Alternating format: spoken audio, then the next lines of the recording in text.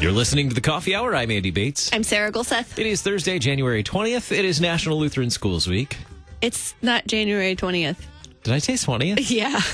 It's January 30th, 2020. There you go. It's been January a weird morning, 30th, man. 2020. We have a huge day in the International We Center. do. 140 students. The chapel's like already like half full. It's pretty student awesome. musicians, Yes. who will be singing and sharing music in chapel today. We have a cantata from the American Cantorine Chapel. So exciting day here for National Lutheran Schools Week. Coming up in the second half of the program, we get to share with some stories with you from students of Immanuel Lutheran School in Washington, Missouri. We had a chance to visit with them yesterday, so we'll share those with you in the second half of the program. First half of the program, maybe you've seen it. Maybe you haven't. Maybe you haven't. Like me. I don't have Disney Plus, sorry. Mandalorian, action-adventure sci-fi series on Disney Plus. It's gained a pretty big following. So we're going to chat about that with our expert on like adventure and superheroes and things like that. So we'll talk with Pastor Merritt Demski here in just a little bit. Thanks to Concordia University, Wisconsin for supporting the Coffee Hour. Find out more about Concordia University, Wisconsin at cuw.edu. Live uncommon. Joining us in studio this morning, Pastor Merritt Demski, pastor of Immanuel Lutheran Church in Waterloo, Illinois, and aficionado of all kinds of superheroes. So, good morning, Pastor Demski. Good morning. Thanks for coming over this morning and sharing some time with us. It's good to be here. You're wearing your Star Wars shirt. It's true, Which I am. is, it's great. And we forgot to put our clothing. daughter's Yoda hat on her on the way. Sorry. Sad day. All the people on the radio totally missed seeing that. Right? But Instagram, man, that would have blown up our Instagram. I know. Sorry. So, Mandalorian is this action-adventure sci-fi series that's connected. It's part of like the Star Wars universe, really, in a sense. But we'll talk about how it's connected and where it fits in this story. Where does it fit in? Like, okay, first of all, I can never keep the Star Wars stories in order. Which order? Right. So where does the Mandalorian fit in the Star Wars series, first of all? Well, to explain why I know where it fits in, it's helpful to know my wife and I don't have Disney Plus, but there's a nice member of our congregation who would come over every other week and stream it from his account for us to watch. And that's so that really was nice.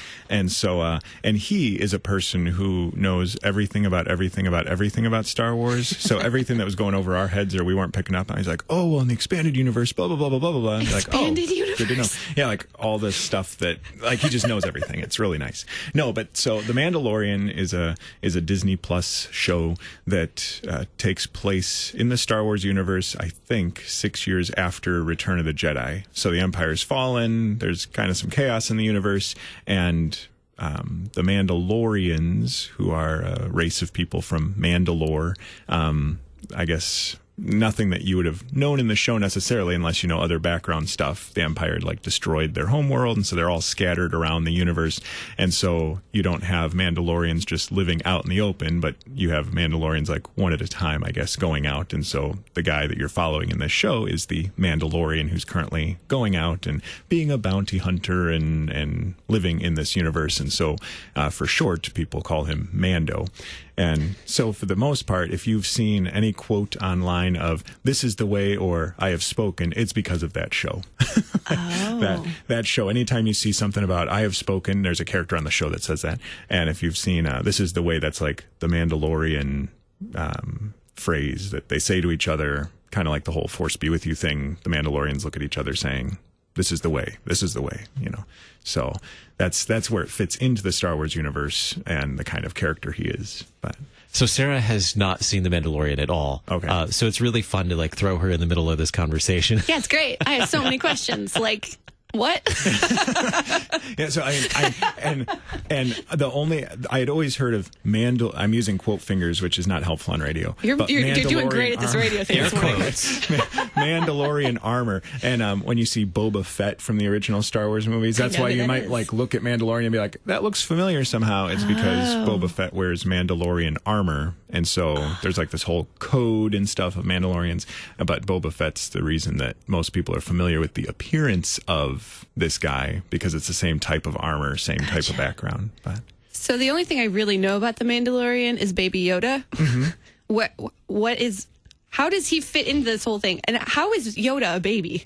That's what I really want to know. That's the thing. We don't know anything about this thing yet. Is it just the same species as Yoda? Is it like a clone of Yoda? Is it, there's a lot of unanswered questions, but ultimately it fits in as you see this guy Mando, who goes about doing this bounty hunting stuff, and he lives by this code of ethics with the Mandalorians, and one of the bounties that he's supposed to go either bring back or kill ends up being this little Yoda adorable thing that's blown up the internet. Literally. Literally. It is everywhere. And so he can't bring himself to allow something to happen to this child. And so the whole show is him protecting this child, taking this child around. I mean, the child's 50 years old, like, because he's told this 50-year-old person who's been missing and stuff, but it's just this baby creature, and so. Some species age differently. Correct. This is true. I know that from other shows I watch. Mm-hmm. Like Lord of the Rings. Right, exactly. So that's where Baby Yoda fits in. Is it's a thing that he was sent out on a bounty to either bring back or destroy, and he just couldn't bring himself to do it. And as the show is unfolding, I'm sorry if you haven't seen it yet. Spoilers. Yeah. So, but you realize that he was someone who was like brought in by the Mandalorians and protected when his family had been harmed and all this type of stuff. So he kind of like sees a similar story with this kid of going, oh, that's kind of like me. I want to protect him now. That kind of thing. So. Gotcha. So, do you have a favorite character or plot line in this series show? Yeah, I can't remember. Was it 6 episodes? 8. Or 8 episodes? Okay. Okay. Yeah. So it was. And all the episodes were well done. There wasn't. I'd have to like lay out everything. We don't have that kind of time to be like, this is why I like this one or that one. But no, one of the things that's been kind of refreshing though about The Mandalorian is not only is it well done, and it really makes a lot of references to the Star Wars universe. So it's fun if you know stuff to be like, hey, they made a reference to this or that.